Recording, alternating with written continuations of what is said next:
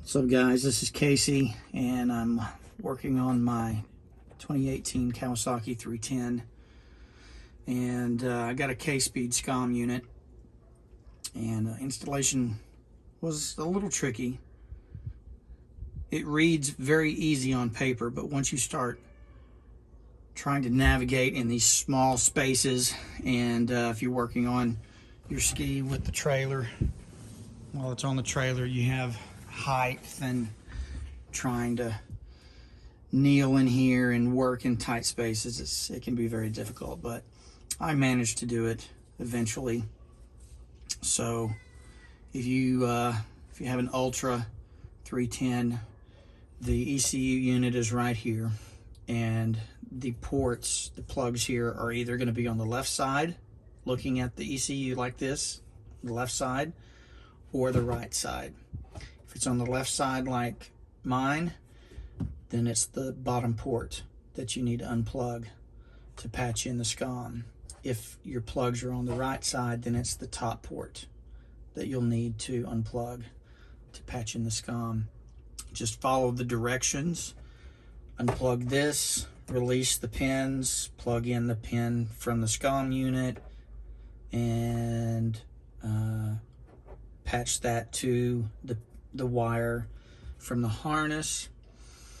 The power has to go to the battery. That's the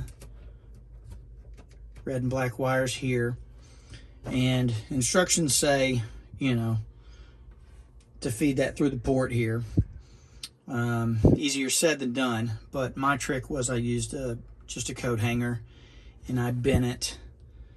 I kind of rounded it and then fed it up here and around up here, and then I kind of tied off the wires, and then I pulled them back through, and that's how I was able to fish these power wires down here to the battery and not have to, of course you can cheat here, but then you run the risk of anything you throw into the storage bin here, any exposed wire that's coming down here could get hit, it could get frayed, eventually it'll wear out.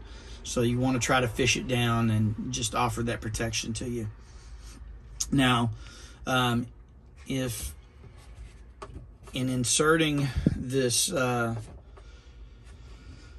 green wire into the harness, if you don't quite get it all the way in, you're going to get an F1 error code on the display.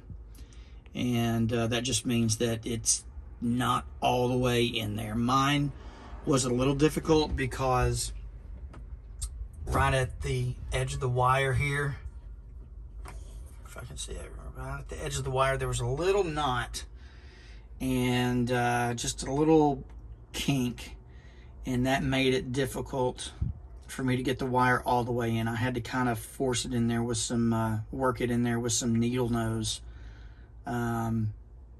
to get it all the way in there. So that was a little hinky, but so I had to do that a couple of times to finally get it to work. But the F1 error code eventually went away, and I got it done.